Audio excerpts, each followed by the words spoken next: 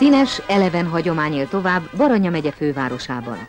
Minden hónap első vasárnapján megtartják a nagyhírű pécsi vásárt. Színes, tarka forgatagban kavarog itt minden együtt. Vevő és eladó, nepper és nézelődő, múlt és jelen. Tessenek, asszonyok! Ne feltagára, tessék aranyvirágom. 160 helyet 150-ért tessék vinni belőle. Gyönyörű fényezett vesző. Legyen szerencséje, máma, tudja meg, hogy vásár van. Hogy csak ezt a falut?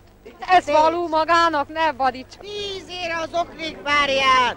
Hát mi van itt máma, drága vevőim? 10-szor itt az oklik párja! Félár, negyedár, reklámár! Tessenek válogatni, kérem. Nem baj, nem vesznek, csak ne lopjanak, mert mi is szegények vagyunk. Csak az a dolguk, hogy a pénzt készítsék. Tessék, kérem szépen. Csak borravalót ne tessék adni, mert nem fogadhatom el, itt a főnököm. Feketében nincs? Feketében nincs okom. Sötétebb szín kellene? Feketében. Tessék, este 8 órakor visszajönnek, hogy sötétebb lesz. Igen? Így van. Ja. És fehér teniszpulcsiú? Az van. Feketében? Fehér. Fehérben nincsen. Nincsen? Tessék elvinni 6,50 ér, uram. De ha tud alkudni, és jó a szememben néz, olcsóban odadom magának. 90-es a merdőségem, csak a csipőbőséget kellene megnézni. És akkor... Parancsolagom, én nem mérem le magának.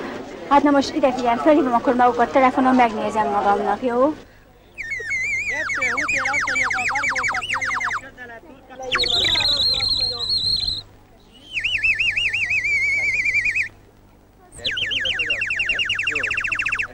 Elad vagy vesz?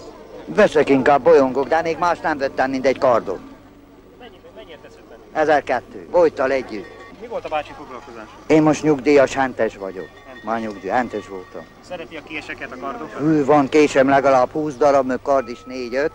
Meg a késeket nagyon szeretem, meg az acélokat. Mióta vásároznak?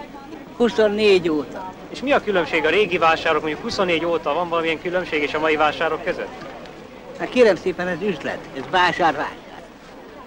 Nincs különbség. A hónap első vasárnapján Pécsre utazni, a vásárra ma minden esetre divat. Országos, sőt, hova tovább nemzetközi divat.